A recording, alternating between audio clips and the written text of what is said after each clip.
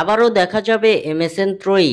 একই দলের হয়ে খেলবেন লিওনেল মেসি, নেইমার জুনিয়র ও লুইস সুয়ারেজ। দর্শক, আপনারা কি আবারও এই ত্রয়ী দেখতে চান? আপনাদের মতামত আমাদের কমেন্ট করে জানিয়ে দিন। বার্সেলোনায় লিওনেল মেসি, লুইস সুয়ারেজ ও নেইমার মিলে গড়ে তুলেছিলেন ফুটবল ইতিহাসের অন্যতম বিধ্বংসী আক্রমণ ত্রয়ী, যার নাম দেয়া হয়েছিল এমএসএন। সর্বজয়ী এই ত্রয়ী এখনো ফুটবল প্রেমীদের নস্টালজিক করে তোলে। ক্যারিয়ার সায়ান্নে মেসি ও সুয়ারেজ ফের মিলিত হয়েছেন যুক্তরাষ্ট্রের মেজর লিগ সকারের ক্লাব ইন্টার মায়ামিতে। আর নেইমার পিএসজি ও আল হিলালে ইনজুরি জর্জর অধ্যায় শেষ করে ফিরে গেছেন শৈশবের ক্লাব সান্তোসে। তবে এবার আবারও মিলিত হতে যাচ্ছেন এই তিন বন্ধু। ফুটবলে কি আরো একবার এমএসএন ত্রয়ীর দেখা মিলতে যাচ্ছে?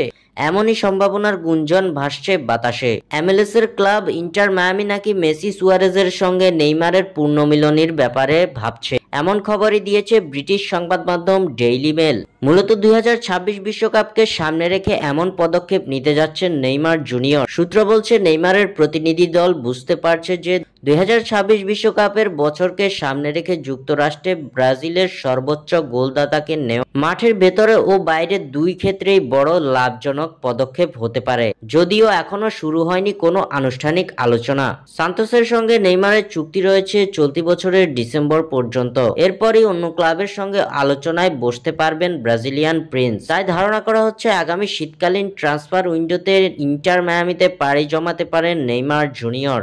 স্বাক্ষর থেকে সাদবির ইসলাম।